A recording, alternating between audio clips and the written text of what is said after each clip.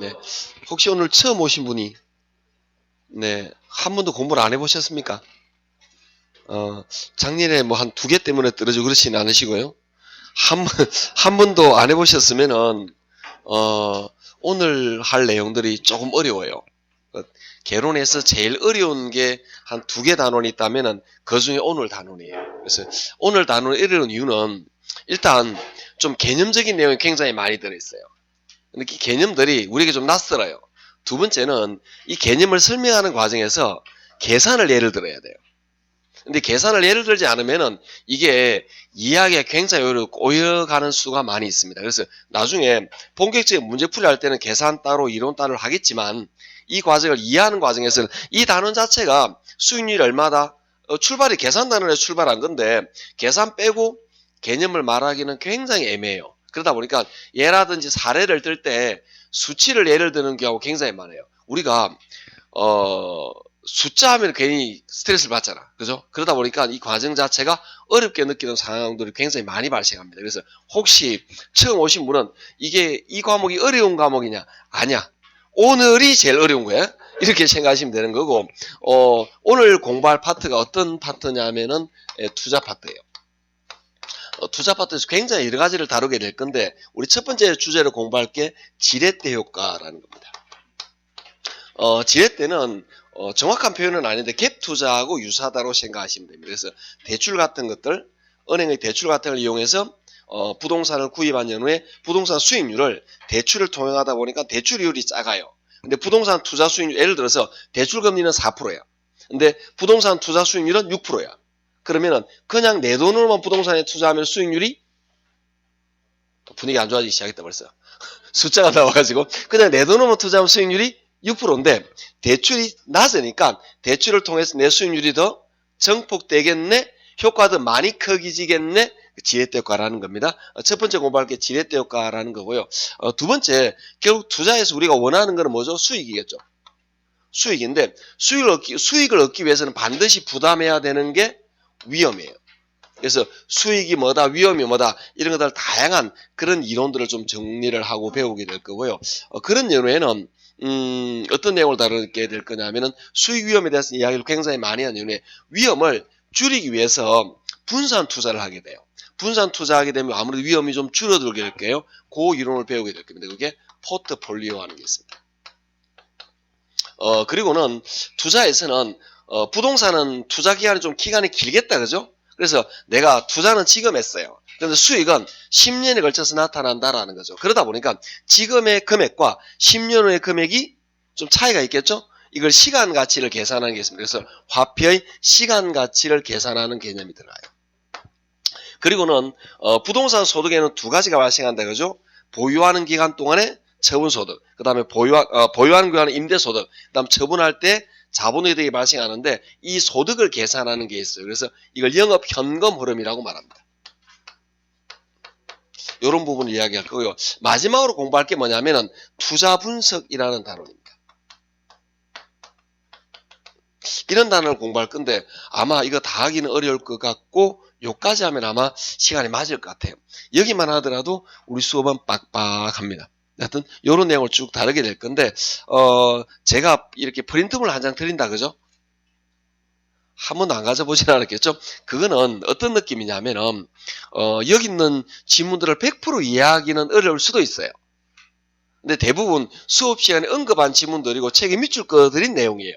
그래서 그거는 그냥 집에 가면은 막연하게 공부하면 잘 안 하시잖아. 그러다 보니까 책을 제가 보시라고. 보다가 모르겠네? 책 어디 있느냐? 제가 밑줄 그어드린 내용이 대부분 다 있어요. 프린트물 한 장, OX다, 그죠? 그래서 1, 2월에는 그걸 제가 풀이를 잘 안 해요. 대부분 수업 시간에 나왔던 거고, 그 목적 자체가 있는 거예요. 그 목적은 우리가 학교 다닐 때, 학교를 열심히 갔다 왔다. 집에 오면은, 우리 책보따리라고 말하죠. 책보따리를 어찌한다? 그렇지. 던지고 봐야지. 예, 그냥 안 하잖아. 던져놓고, 페네키 놀러 갔잖아. 지금 그렇지는 않겠지만 일반적으로 지금 수업이 끝나고 나면 여러분의 마음은 집에 가서 요거 한번 더 들어보고 요거 책을 봐야지 생각하겠죠. 한다 안 한다? 안 한다고. 그걸 좀에 열심히 하시라고 프린트물 드리는 거예요. 프린트물 보다 보면 봤는데 어디 있더나? 이런 느낌 들지 않을까? 그럼 사람이 책을 찾아봐야지. 요렇게 하시라고. 그렇게 해서 제가 내드리는 거예요. 그런데 대부분이 거기 문제는 기출문제입니다. 기출문제에서 난이도가 하 또는 중 계산을 제외한 이런 문제를 넣어드렸기 때문에 대부분 여기에 10문제 중에서 9문제 이상은 여러분이 그렇게 어렵지 않게 쉽게 찾아요. 근데 항상 내 스트레스를 주는 거는 내가 모르는 한 문제야. 그런 것들은 너무 철저히 제가 봤는데 수업 시간에 들었는데도 책을 봤는데도 이해가 안 되잖아요. 간혹 그런 게 있을 수 있어요. 그런 거는 스트레스 받지 마세요. 그냥 편안하게 넘어가셔도 됩니다. 첫날에도 말씀을 드렸듯이 100%다 알아가지고 준비하는 건 굉장히 어렵다 그랬죠. 그런 것들이 난 이걸 알아야만 하겠어 라고 할 때는 다음 수업 시간에 물어보시면 됩니다. 살짝 아셨죠? 그래서 편안하게 보시면 되는 거고 오늘은 투자 파트인데 책은 어디를 펼쳐 놓으시면 되느냐 하면은 260쪽이네요. 260쪽이 있는데 펼쳐 놓으시고 258, 59 뭐 이런 것들은 60쪽 넘어갑니다. 안 해도 될 거예요. 이런 것들은 여러분 보시든가 마시든가 알아서 하시고 이렇게 말하는 거는 보지 말라는 또는 봐도 그렇게 기출에 주요한 내용이 아니다라는 뜻입니다. 우리는 어디를 보느냐? 262쪽을 펼칩니다. 262쪽에 자 거기 펼쳐놓고 제가 자주 하는 말이죠. 저를 보세요. 책은 펼쳐만 오시면 됩니다. 첫 번째 공부할 게 뭐냐면은 지렛대 효과 하는 겁니다. 지렛대 효과, 레버리지 효과라고 표현을 하는 건데 얘는 어떤 느낌인지는 먼저 감을 좀 잡을 거예요. 우리가 예를 들어서 한번 생각해 봅시다. 여기에 부동산에 투자를 하게 될 겁니다. 이 부동산을 내가 투자할 건데 이게 얼마짜리냐? 이 부동산을 오피스텔 한번 사볼까요? 요게 투자 금액이 얼마냐 하면은 1억이에요. 투자 금액은 1억입니다. 투자금이 1억이라는 말은 나는 1억의 돈을 주면은 이 오피스텔을 내가 살 수가 있겠네? 이 오피스텔을 사는 이유가 뭐죠? 여기 투자해서 뭘 얻으려고? 수익을 좀 얻어보려고.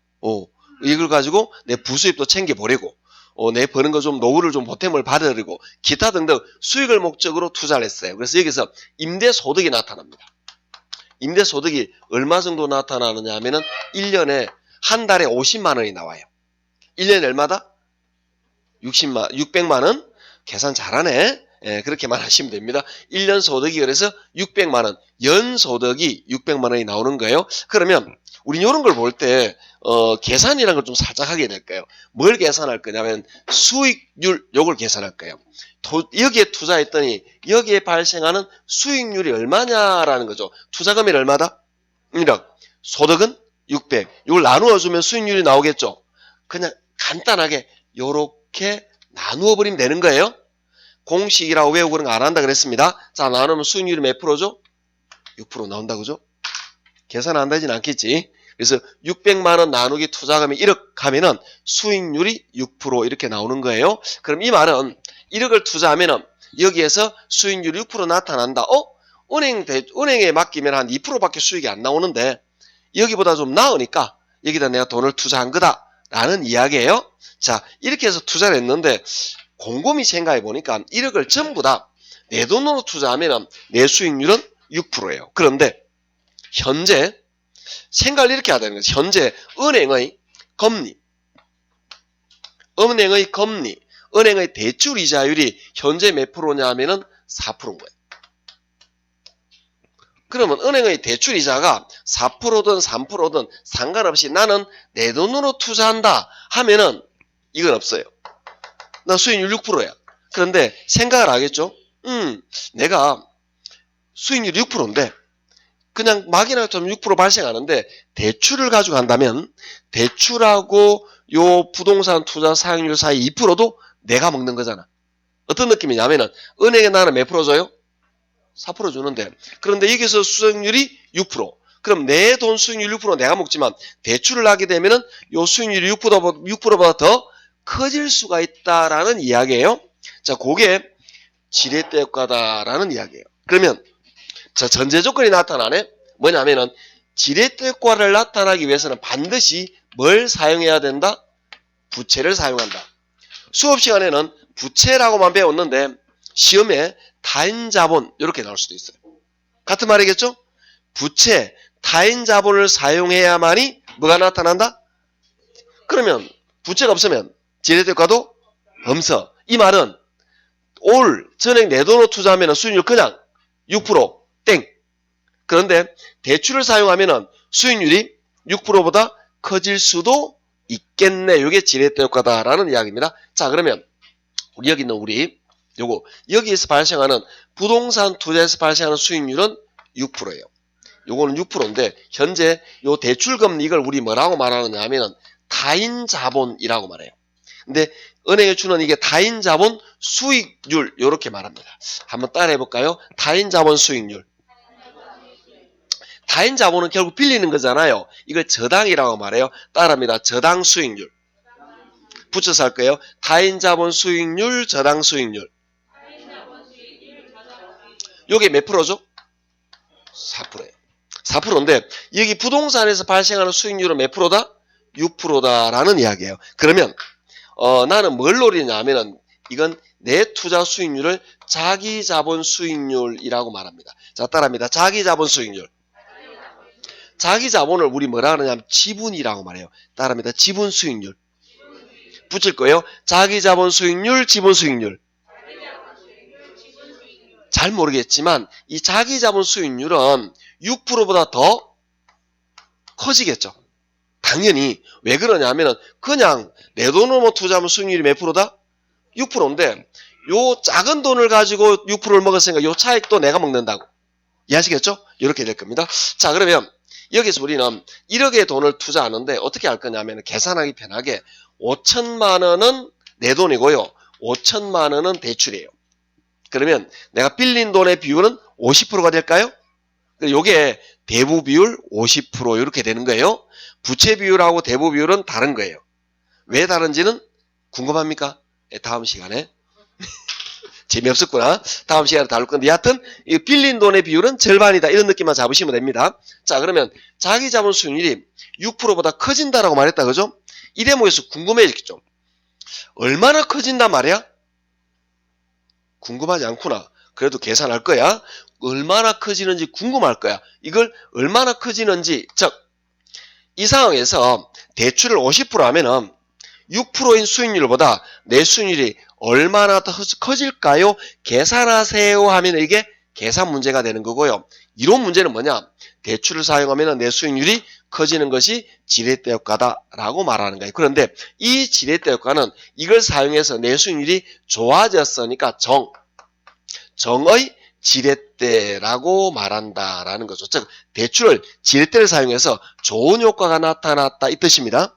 정의 지렛대가 나타난다 이런 표현이에요. 이론적인 배경은 그렇게 되는 거고 계산 문제를 하세요 하면은 계산하시면 됩니다. 자, 여기서 계산을 한번 해볼 건데요. 우리가 이 수익을 한번 생각해 보시면 돼요. 투자에 대한 수익, 그 수익률이 나왔죠? 똑같이 할 거예요. 그런데 여기는 총 투자에 대한 총소득, 네, 여기는 자기 자본 수익률이잖아. 그러면 자기 자본에 대한 자기 자본 소득 요렇게 계산하면 되는 거예요. 그럼 분모에는 자기 자본이 들어가야 돼. 1억 중에서 내 자본이 얼마다? 5천. 그럼 분모에는 5천만 원이 들어가는 거예요. 총 투자가 아니고 자기 자본만 넣는 거예요. 위에도 총 소득은 600만 원이에요. 600만 원인데 여기는 총 소득인데 여기다가 대출을 빼야 내 순수익이 나오겠죠? 이렇게 계산할 겁니다. 대출 어떻게 계산하느냐? 대출 5천만 원 곱하기 이자율이 몇 프로죠? 4%. 그래서 여기다가 5천만 원 곱하기 4% 요렇게 계산할 거예요. 자, 그러면 요런 계산은 얼마죠? 200만 원이 되죠? 600에서 200 빼면은 400이죠. 400만 원 나누기 5천만 원 하니까 5, 8, 40에서 요놈이 8% 나와요. 그럼 이 말은 내 자기 자본 수익률이 몇 프로가 되느냐?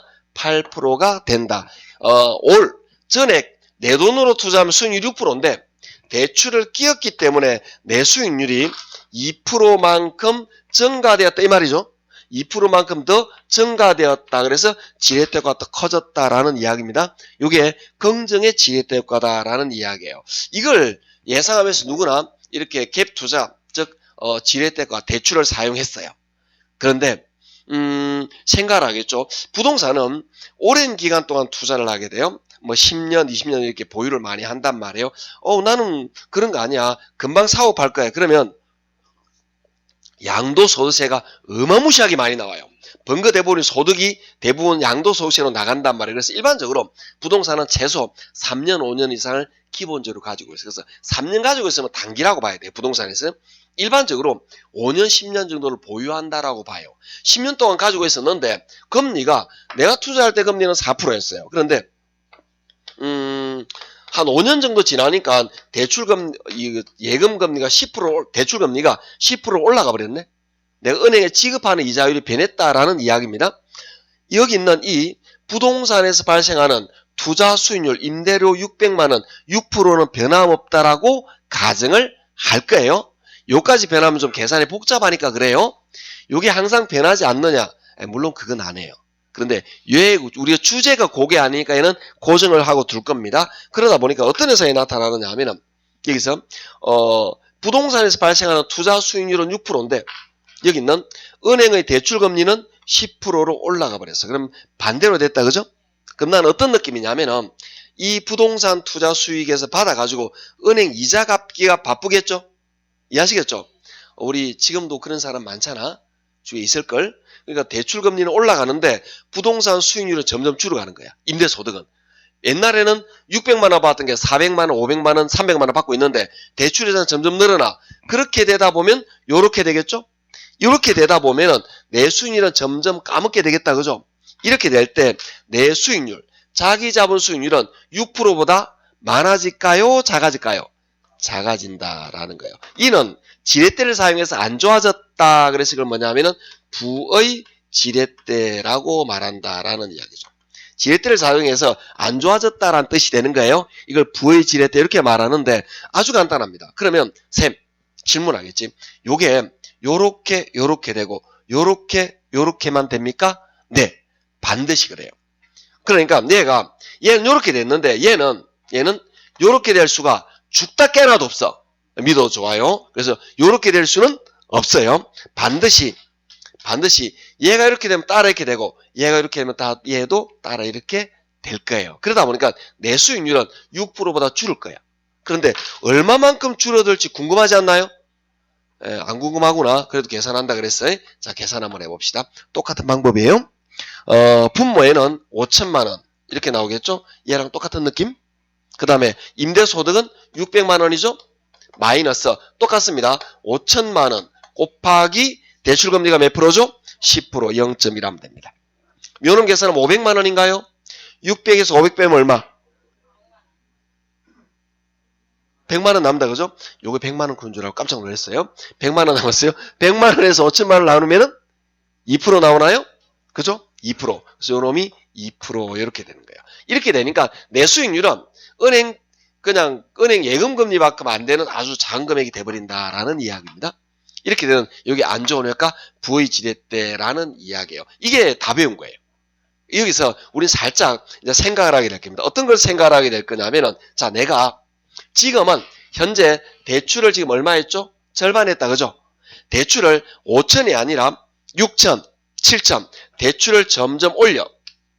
대출을 많이 해. 이걸 뭐라 하느냐 하면은 부채 비율을 높인다. 타인 자본 사용 비율을 높인다라고 말해요. 그러면 요때는 내 수익이 점점 8%보다 9%, 10% 점점 더 많아지겠죠. 즉 대출을 많이 사용하면은 내 수익률이 더 증폭이 됩니다. 이해하시겠나요? 그런데 대출이 하나도 없어. 그러면 지렛대효과가 없는 거예요. 이해하시겠죠? 자, 여기서 이런 지문이 만들어집니다. 어떻게 만들어지냐 하면은 대출을 부채 비율이 높아질수록 지렛대효과도 커지고 이런 위험도 커져요. 마찬가지 대출을 안 쓰면 부채가 없으면 지렛대효과도 없고 요럴 위험도 없는 거예요. 이해하시겠죠? 자, 이게 대부분의 이론적인 배경이었는데 제가 예문을 하나 들어볼 거예요. 예를 들어서 현재 정의 지렛대입니다. 정의 지렛대가 발생한 상태입니다.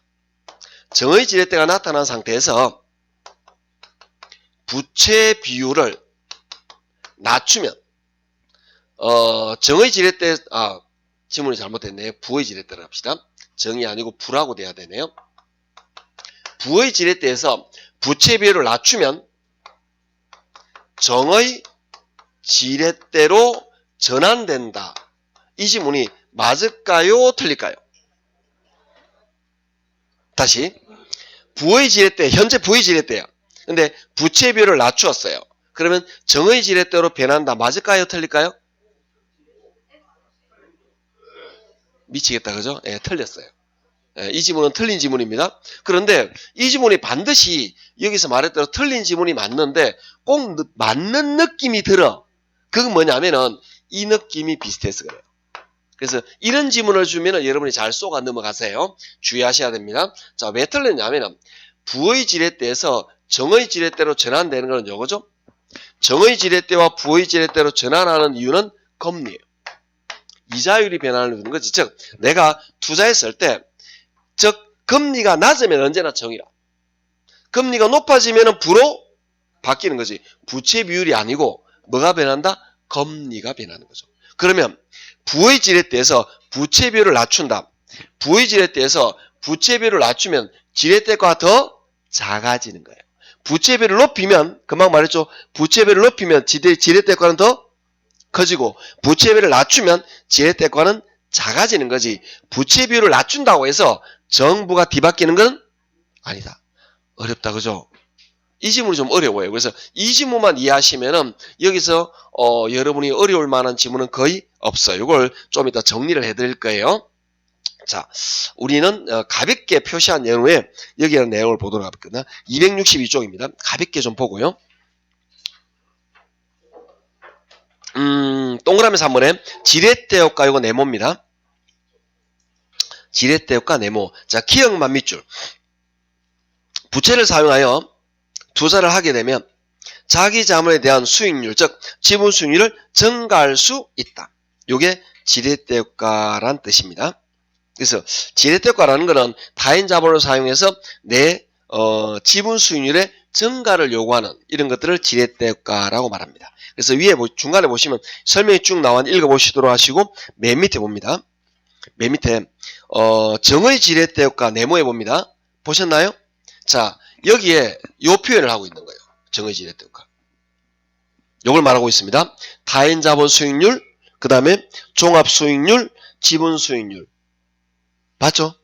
요 관계, 즉 타인 자본 수익률보다도 종합 수익률, 부동산 투자 수익률이 클 때 정의 지렛대다란 뜻이 되는 거예요.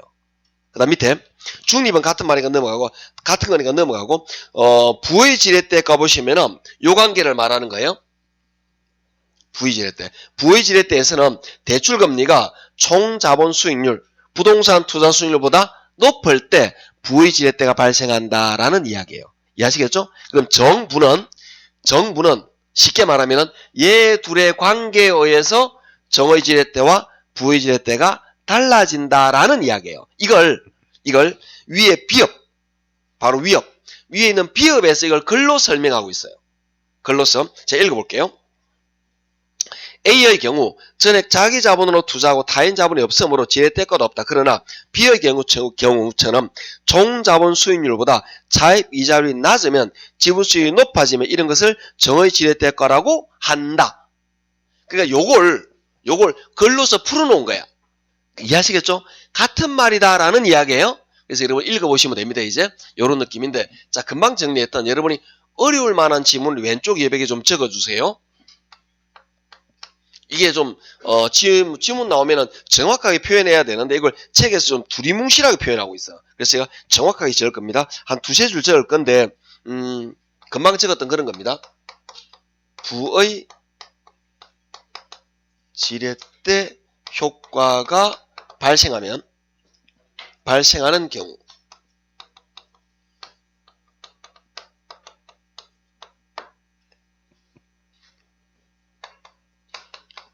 부채 비율을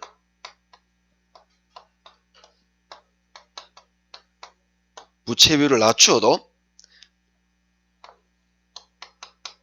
정의 지렛대로 전환할 수 없다.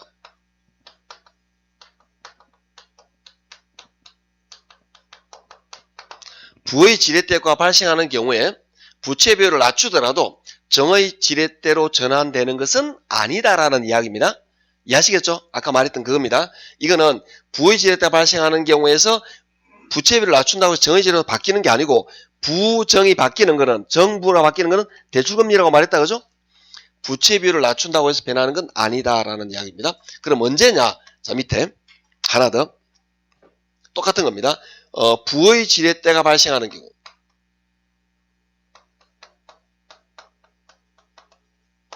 부의 지렛대 효과가 발생하는 경우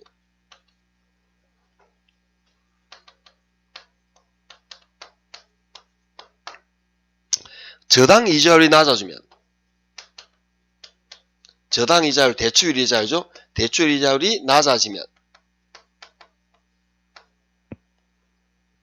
정의 지렛대 거로 전환될 수 있다. 정의 지렛대 효과로 전환될 수 있다. 그러니까 여기서 부의 지렛대에서 정의 지렛대로 전환되는 것은 저당 이자율이지 부채 비율이 아니다. 지금 그걸 명확하게 표현하고 온 거예요. 이해하시겠죠? 자, 다시 읽어드리겠습니다. 위에 거. 부의 지렛대 효과가 발생하는 경우 부채 비율을 낮추어도 정의 지렛대 효과로 전환되는 것은 아니다. 전환될 수 없다. 밑에 거. 부의 지렛대 효과가 발생하는 경우 저당 이자율, 즉 대출금리, 다연자본 수익률이 낮아지면 정의 지렛대 효과로 전환될 수 있다. 이해하시겠죠? 예, 요즘만 가볍게 적어 놓으시고 아까 제가 적었던 그걸 지문으로 명확하게 정리해 놓은 거예요. 왜 이렇게 말하느냐 하면은 이게 기출지문이에요. 위에 요렇게 기출지문을 속인다라 한번 해요. 속인다고. 요렇게 여러분을 속이면 여러분은 공부량이 부족하면 저게 그런가? 이렇게 생각한다라는 거지. 이게 그래서 이런 부분은 잘 봐놓으시면 별로 어려운 지문이 없다라는 이야기입니다. 자, 혹시 쌤 계산 문제는 어떻게 나와요? 궁금하시면 오른쪽 263쪽에 보면 계산 문제가 있어요. 풀어보고 싶다 그죠? 집에서 풀어보시면 됩니다. 자, 풀어보실 건데 여기서 제가 예를 든 요거 계산한 요거예요. 요건데 제가 하나를 뺀 게 있어요. 어떤 걸 뺐느냐면은 여기에 있는 소득에는 저는 뭘 넣었냐면은 여기에다가 보유기간 동안에 발생하는 임대소득만 넣었어요. 저는 여러분 계산하기 편하게. 그런데 혹시 이 문제를 난 계산해 보고 싶어 하게 되면은 부동산 소득에는 두 개가 있다 그랬죠? 어떤 거냐면은 보유하는 기간 동안 보유하는 기간 동안 발생하는 임대소득도 소득이고요. 그 다음에 자본이득이라는 게 있습니다. 즉 처분낼 때 발생하는 소득을 말하는 거예요. 얘 둘을 다 계산해서 이걸 넣는 거다. 이해하시겠나요? 이런 느낌이죠. 임대소득이 600만원 그리고 보유하는 이 부동산의 가치가 1년 동안에 200만원 증가됐다. 그러면 600 플러스 200에서 여기 800 넣는다. 이런 이야기예요. 그거 말고는 우리가 예를 든 계산 문제하고 별 차이 나는 게 없어요. 그러니까 혹시 풀어보고 싶으시면 그대로 풀어보시면 됩니다. 굳이 안 풀어도 괜찮습니다. 제가 예를 든 이런 느낌 이렇게 계산하네. 어떤 느낌만 받으시면 되느냐 하면 수익률이네. 자기 자본에 대한 자기 자본 소득. 그럼 자기 자본 수익률이 나오네? 뭐 그런 느낌만 딱 잡으셔도 어려운 건 아닙니다. 이렇게 해서 가볍게 우리는 지렛대 효과라는 걸 가볍게 한번 다뤄볼 거예요. 자, 지금부터 우리는 좀 왔다 갔다 할 거예요. 짜증내기 없기. 자, 어디로 좀 넘어갈 거냐? 지렛대 효과는 했고요. 페이지를 쭉 좀 넘어가실 겁니다. 어디로 넘어가느냐? 272쪽으로 넘어갈 거예요.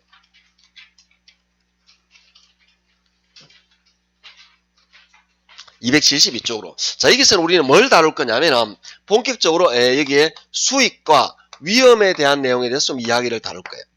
수익, 위험. 그래서 차례대로 다룰 건데 쌤, 수익은 어떤 걸 말하나요? 라는 이야기인데 일반적으로 수익은 뭐로 계산하느냐 하면은 평균으로 계산합니다. 수익은 평균으로 계산하는 어떤 느낌이냐면은 자, 여기서 이 부동산 있잖아요. 자, 저걸 오늘 계속 우리는 저걸 재활용할 겁니다. 자, 나는 오피스텔 하나 구입할 거예요. 오피스텔. 이거 구입하는데 얼마 들어간다 그랬죠? 1억의 돈을 투자해야 된다라고 말했다. 그죠? 올 내 돈으로 투자하면은 그냥 이거는 지렛대가 없는 거고 대출을 끼고 하면은 지렛대가 있는 거고 갭 투자 뭐 그런 느낌이었어요. 1억을 돈을 투자하게 되는데 여기에서 투자하게 되면은 임대소득이자가 얼마나 나타난다 그랬죠? 금방 말했잖아요. 600만 원이 나타난다 그랬어요. 이 말은 뭐냐면은 자 여러분이 오피스텔을 하나 구입하려고 중개 사무실을 찾아갔어요. 그랬더니 중개사님이 설명을 하겠죠. 물론 장래 여러분도 그런 일을 하게 되겠지만 이 부동산 투자하면은 1억을 구입하면 투자할 수 있습니다. 여기 하면 임대소득이 600만 원 나타나요 라고 말해요. 그럼 여러분이 물어보지. 중개사님 반드시 기필코 결단코 600만 원입니까? 이렇게 말하면 중개사님 뭐래요? 말을 좀 흐리겠죠. 600만 쯤입니다 라고 말하겠죠. 이 말은 뭐냐면 600만 원이 평균 600만 원이다 라는 뜻이 돼요. 명확하고 확실한 건 알 수가 없는 거예요. 이 부동산을 지금 사면은 내년, 내후년, 매년 얼마씩? 600만 원씩 소득이 들어올 거다. 요걸 말하는데 이거는 600만 원쯤이야. 이 말은 돌려서 말하면 이게 정말 여기가 위치가 좋아요. 학교도 있고요. 그 다음에 이 산업시설도 많이 있어요. 유도인구도 많은 동네야. 그러다 보니까 여기는 정말 잘 되면은 800만 원의 임대소득이 들어올 수도 있어요.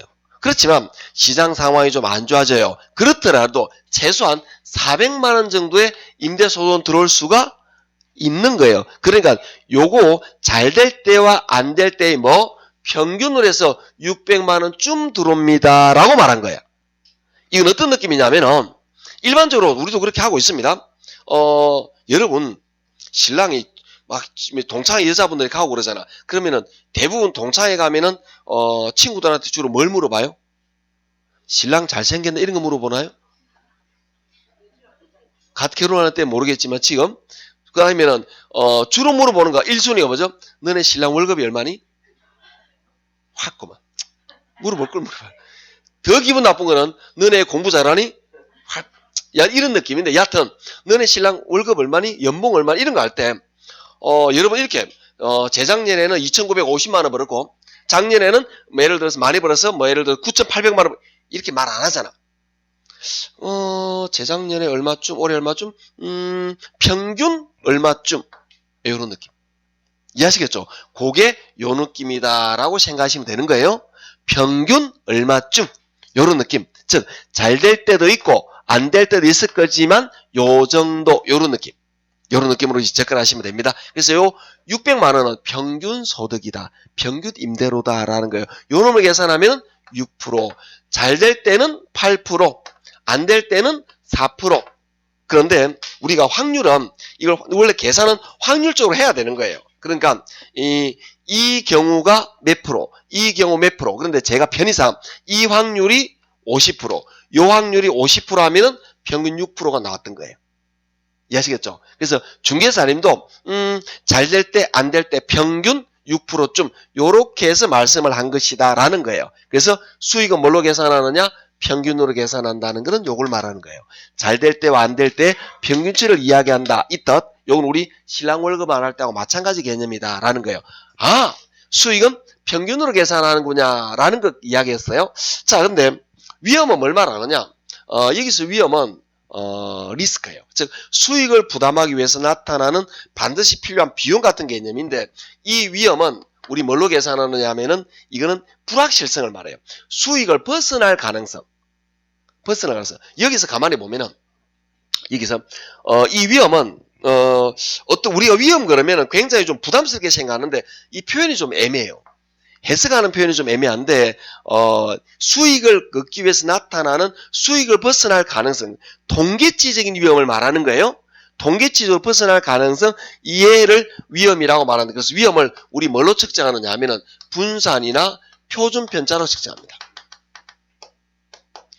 위험은 분산 또는 표준 편차 이런 걸로 계산하니까 이 위험이라는 것은 통계치적인 위험이다라고 말하는 거야. 자, 여기서 만약에 이 예제에서 이 확률이 50%, 이 확률이 50%일 때 이건 어떻게 계산하느냐? 얘를 벗어날 6%를 벗어날 가능성이 여기 몇 프로, 여기 몇 프로죠? 2%, 2%다 그죠? 그러면 수익은 6%고 위험은 몇 프로가 되느냐? 2%가 되는 거예요. 수익을 벗어날 가능성, 이걸 뭐라고 말한다? 위험. 이렇게 말한다라는 이야기예요. 이런 느낌으로 접근해야 돼요. 내 돈을 투자했는데 이거 잃어버리면 어떡해? 이것도 위험이 맞긴 맞아. 그런데 만약에 그런 투자는 있으면 투자한다 안 한다? 안 한다라는 거죠. 그러니까 중개사님이 설명할 때 6%인데 이걸 벗어나더라도 2% 잘 안 벗어나. 2%를 벗어나지 않을 거야. 이 2%가 위험이다라는 거예요. 통계치적인 위험인데 계산은 어떻게 합니까? 다음에 다룰 때가 있을 거예요. 지금 굳이 이런 느낌만 살짝 잡으시면 됩니다. 자, 그러면 이 수익을 벗어날 가능성, 이걸 위험이라고 말했죠? 이호재 같으면 수익은 6%, 위험은 2%, 이렇게 이해하시면 됩니다. 그럼 이 위험은 어떤 게 있는지 궁금하지 않을까? 일단 여기까지 밑줄 긋고 위험의 종류를 볼 거예요. 자, 272쪽 봅니다. 272쪽 보시면 이게 수익에 관한 내용이 쭉 나오는데 가로 1번에 수익의 기대치 이런 거 있죠? 동그라미 1번에 니은을 밑줄 긋습니다. 니은. 자, 밑줄. 투자에 대해 일어날 수 있는 사상에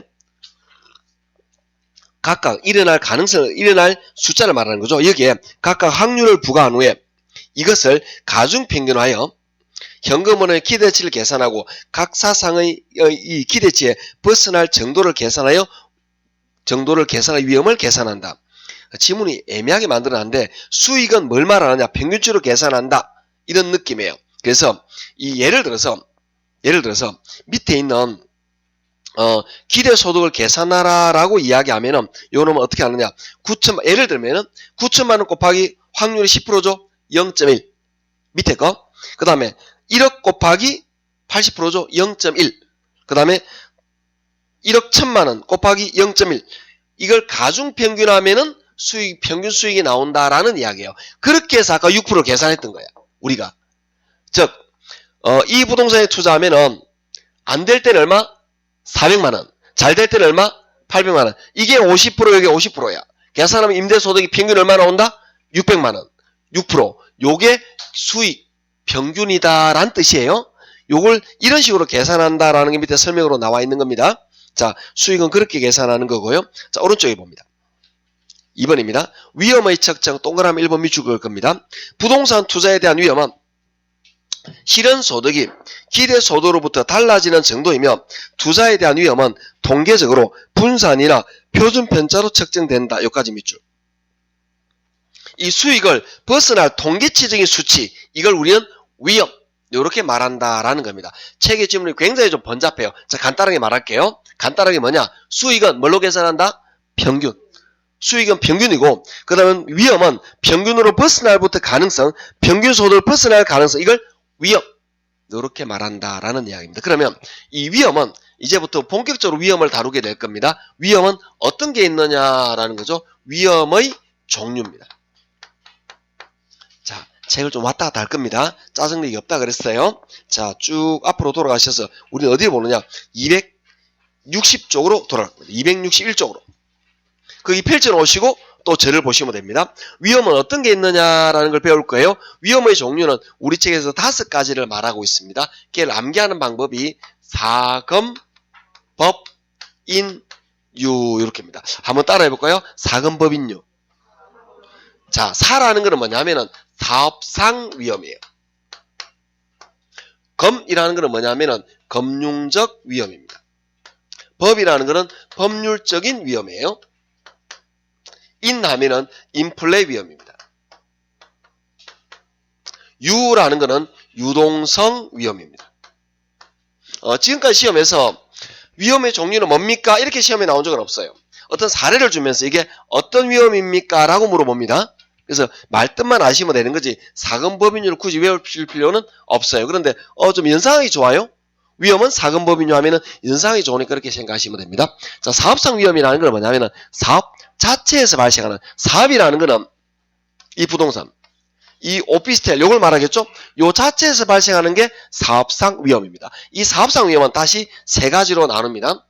어떤 거? 시장 위험, 그 다음에 운영 위험, 그리고 위치적인 위험 3가지가 있는데 차례대로 볼게요. 자, 시장 위험이라는 것은 시장에는 수요 공급이 있겠죠? 수요 공급의 변화가 발생해요. 수요 공급의 변화가 발생한다라는 것은 예를 들어 이런 느낌입니다. 자, 이게 우리 부동산에 우리 부동산에 평균 이 1년 내내 임대자가 들어와 있으면 좋겠는데 공실도 발생할 수 있잖아. 이해하시겠죠? 그런데 여기에서 이 요 동네 수요 공급 상황이 좋지가 않은 거예요. 즉 공급량이 많아진다든지 아니면 수요자가 없어. 그러면 임대가 1년 되는 게 아니고 8개월밖에 안 돼. 그러면 600만 원을 다 못 받을 수도 있겠네? 그러면 내 소득이 수입이 6%가 달성되지 않을 수도 있겠네? 이런 시장 변화에 의해서 수요공급 시장 변화에 의해서 6% 소득이 발생하지 않을 수도 있어요. 그 위험을 뭐라 그런다? 시장 위험 이렇게 말하는 거예요. 간단합니다. 자, 운영 위험이라는 건 뭐냐? 운영에서 발생하는 위험입니다. 내가 이 오피스텔 또는 원룸을 보유하면서 청소비, 그 다음에 여기 관계되는 관리비, 전기료, 수도료, 보험료가 있었어요. 이 보험료가 옛날보다도 20% 인상이 된 거예요. 그 다음에 관리비가, 청소비가 10% 인상이 된 거야. 그러면은 이 600만 원 안에는 그 비용이 빼서 계산하는데 비용이 많아지면은 이 600만 원이 비용이 빼지면서 580만 원밖에 소득이 안 될 수도 있어. 그러면 소득이 줄어들 수 있지 않을까요? 수입이? 그러면 이 수익을 위험하는 이 위험을 운영 위험이라고 말합니다. 즉 비용 상승, 관리비 같은 이런 운영에서 나타나는 손실 이런 것들이 커지면은 내 수입이 위협받는다라는 이야기예요. 이걸 운영 위험이라고 말해요. 위치 위험은 부동산을 아까 장기간 보유한다 그랬죠? 장기간 있다 보니까 예전에는 요 동네가 좋은 동네였어. 그러면 내 오피스텔 원룸의 가격이 점점 어떻게 될까요? 올라가겠죠. 그런데 요 동네가 서서히 위치적으로 좀 안 좋아지기 시작했어. 그러면 내가 아까 말했던 요건 이 부동산의 가치가 좀 하락할 수가 있지 않을까요? 또는 이런 것들 부동산이라고 위치적인 요소가 굉장히 영향을 많이 받아요. 이런 것들에 의해서 내가 내 나중에 처분 소득이 줄어들 수도 있어요. 이런 것들을 우리는 여기 말하는 위치 위험. 그러면 내 수입이 달성되지 않을 수도 있다라는 이야기입니다. 그걸 위치 위험 이렇게 말하는 거예요. 자, 두 번째 금융적 위험이라는 건 뭐냐면은 자, 금융적 위험은 대출, 즉 부채를 말합니다. 부채, 다른 말로 뭐라고 말할 수 있냐면 지렛대를 말하는 거예요. 내가 저기서 하는 대출, 지렛대를 사용해요. 지렛대를 사용하면은 내 수익률이 증폭될 수가 있겠죠? 대출을 많이 하면 많이 할수록 내 지렛대과는 더 커지겠죠. 그만큼 내 위험도 더 커지겠죠. 그때 위험이 뭐다? 금융적 위험이다라는 겁니다. 그래서 대출, 지렛대를 사용하면서 나타나는 위험이 금융적 위험이 됩니다. 자, 그러면 이럴 수가 있겠네. 내가 아까 갭 투자했다 그랬다, 그죠? 내가 대출을 했어. 대출, 부채를 사용하면은 지렛대과도 커지겠지만 금융적 위험도 커졌어요. 그런데 내가 대출을 하나도 안 했어. 이 말은 전액 내 돈으로 투자했다. 그러면 지렛대과는 없겠죠. 마찬가지 금융적 위험도 없어져요. 이해하시겠죠? 대출, 지렛대를 통해서 발생하는 위험이 금융적 위험이다라는 이야기입니다. 자, 세 번째, 법률적 위험이라는 게 있습니다. 법 또는 정부의 제도라든지 정책, 규제, 이런 것들이 변해요. 정부청이 많은 변화를 가지게 됩니다. 과거 정권에서는 이런 임대부동산에 대해서 임대소득자로 등록하게 되면 세금 혜택을 줬어요. 그런데 정권이 바뀌면서 그런 세금 혜택이 없어져 버렸네. 뿐만 아니라 세금을 더 높여버렸네. 그러면 내가 비용이 점점 늘어나면서 요 6%가 수익이 달성되지 않을 수도 있겠네. 이해하시겠죠? 이런 것들이 법적 위험입니다. 그러니까 국가에서 정부의 법이나 제도, 정책 또는 규제 이런 것들이 변해요. 대표적인 게 뭐냐면 부동산에 관계되는 세금, 이런 것들, 부동산에 관계되는 대출 규제, 이런 것들이 내 부동산에 영향을 줍니다. 그러면 나는 이 수입 6%가 달성되지 않을 수도 있어요. 이런 것들 부동산 정책에 의해서 내 소득 6%가 달성되지 않은 이런 경우를 법률적 위험이라고 말합니다. 세금, 소득세 감면 이런 것들이 변할 수가 있어요. 그럼 내가 수입에 영향을 받는다라는 이야기입니다. 인플레 위험이라는 건 뭐냐면 인플레에서 발생하는 거예요. 그러니까 여기는 인플레 그냥 간단하게 물가 상승 이렇게 판단하시면 됩니다. 인플레는 다음에 한번 진지하게 한번 이야기를 하도록 하죠. 인플레가 항상 나쁜 건 아니에요. 좋은 면도 있고 나쁜 면도 있는데 여기는 나쁜 면을 말하고 있는 거예요. 물가 상승에 의해서 화폐 가치 하락이에요. 화폐 가치가 하락하는데 어떤 느낌이냐면은 내가 임대료를 600만 원을 받아요. 인플레가 생기든 안 생기든 내가 받는 임대료는 얼마죠? 600만 원 똑같아요. 그대로인데 옛날보다도 인플레가 발생하면 화폐 가치가 하락하겠죠. 옛날 받는 600만 원보다도 인플레 상황에서 내가 임대로 받는 600만 원 돈의 가치가 하락했단 말이야. 그만큼 내가 손해를 보았다. 이게 인플레 위험이 되는 겁니다. 자, 그 다음에 유동성 위험이라는 거는 부동산이니까 유동성 위험이 나타난 거예요. 부동산은 고정적인 재화예요. 이게 고정적이라는 말은 유동화시킬 때 손실 가능성이 발생한다. 이 말은 이 부동산이 내가 은행에다 돈을 1억을 넣어놨어요. 이걸 내일 당장 찾고 싶다. 1억을 온전히 다 찾을 수 있나요? 은행에서 니 빨리 찾았다고 1억에서 100만 원 빼고 그러면은 그런 일은 없어요. 근데 부동산은 1억짜리 부동산은 맞아요. 근데 이걸 내가 천천히 한 달, 두 달, 3개월 가지고 있으면 천천히 팔면은 1억을 제값을 받을 수가 있어요. 그런데 급하게 보름 만에 팔고 싶다라고 말하면 이게 1억에 운 좋으면 팔 수도 있지만 1억보다 조금 저렴하게 팔 수도 있어요. 매각할 때 급하게 매각하다 보면은 제값을 받지 못할 수도 있어. 그걸 유동성 위험이라고 말합니다. 그래서 매각에서 발생하는 겁매 같은 겁니다. 매각에서 발생하는 손실 이런 것들을 우리는 유동성 위험이라고 말하는데 얘가 뭐냐면은 위험의 종류예요. 이런 위험들은 내가 평균 수익을 위협하는 요소들이야. 평균 수익인 6%가 달성되지 않을 이런 가능성들을 우리는 위험 이렇게 말한다라는 겁니다. 자, 그럼 이게 어딨나 책에 좀 볼게요. 자, 261쪽입니다. 가로 2번에 부동산 투자 위험의 유형, 투자 위험의 유형 네모. 자, 금방 말하는 가볍게 밑줄만 그을 겁니다. 1번 사업상 위험 밑줄입니다. 동그라미 1번 시장 위험, 동그라미 2번 운영 위험, 동그라미 3번 위치적 위험. 이거 제목만 밑줄 거도 아시겠죠? 예, 이게 뭔지 궁금하시면 오른쪽 지금 읽어보시면 제가 말했던 설명을 말하고 있는 거예요. 2번 금융적 위험 밑줄. 제목만 밑줄 거시고 자 넘깁니다. 자, 금융적 위험에 대해서는 오른쪽에 넘어가시면 263쪽 봅니다. 262쪽은 아까 했어요. 지렛했잖아요. 자, 263쪽에 보시면 동그라미 4번의 니은 밑줄입니다. 부채가 많으면 원금과 이자에 대한 채무 불이행 위험 가능성이 높아지며 파산할 위험도 그만큼 커지게 된다. 이것을 금융적 위험이라 한다. 밑줄. 여기서 맨 앞에 있는 부채가 많아지면 부채의 동그라미. 즉 부채가 있어야 뭐가 있다는 뜻이죠? 금융적 위험이 존재한다라는 거죠. 부채가 있어야 금융적 위험도 존재하고 지렛대효과도 존재하는 거다. 이렇게 이해하시면 됩니다. 자, 넘어갑니다. 264쪽으로 넘어갑니다. 3번 법적 위험 밑줄. 법적 위험 밑줄. 예문만 볼 겁니다. 동그라미 1번 두 번째 줄은 밑줄입니다. 정부의 여러가지 정책, 지역지구제, 토지이용 규제 이런 것들이 변하면서 법적 위험이 발생한다라는 이야기고요. 동그라미 2번 밑줄. 부동산 세제나 감가상각 방법의 변경, 부동산의 사용이나 임대료에 대한 법령의 변경 이런 것들도 여기서 말하는 법적 위험이다. 즉 법, 제도, 규제, 행정조치 이해하시겠죠? 정책 이런 것들이 전부 다 변화들은 전부 다 법적 위험이다라는 겁니다. 4번 인플레 위험 밑줄. 제목만 밑줄 것이면 되겠죠. 이거는 인플레라는 뜻이면 인플레 위험은 굉장히 쉬워요. 인플레라는 말이 반드시 들어가야 돼. 그런데 시험에서 이렇게 나온 적이 있다. 물가 상승에 의해서 화폐 가치가 하락했다. 이렇게 위험이 나왔어요. 이해하시겠죠? 이런 뭘 말한다? 인플레 위험을 말하는 거예요. 인플레 말을 너무 주면은 답이 쉽게 나오니까 살짝 지문을 돌린 사례도 있어요. 자, 오른쪽에 5번입니다. 유동성 위험 밑줄. 동그라미 1번입니다.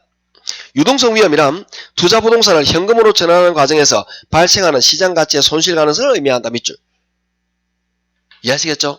자, 첫째 시간에 우리는 갭 투자에 관계되는 지렛대 효과라는 걸 배웠습니다. 대출을 통해서 내 수익률을 증폭하는 걸 지렛대 효과라고 말합니다. 정도 있고 부도 있다라고 말했습니다. 두 번째 어떤 걸 했냐면은 위험 수익이 어떤 건지 개념을 살짝 잡았어요. 얘가 시험 문제 나오고 그러지는 않습니다. 그런데 지금 앞으로 이해할 때 요 개념을 잡고 있으면 도움이 된다라는 거고요. 그러면서 위험은 이런 것들이 딱 이거밖에 안 했어. 두 개, 요놈하고 요놈 두 개가 딱 1시간이 지나갔어요. 이런 겁니다. 우리 좀 쉬었다가 우리 수익에 관계되는 내용을 좀 다루기입니다. 좀 쉬도록 하죠.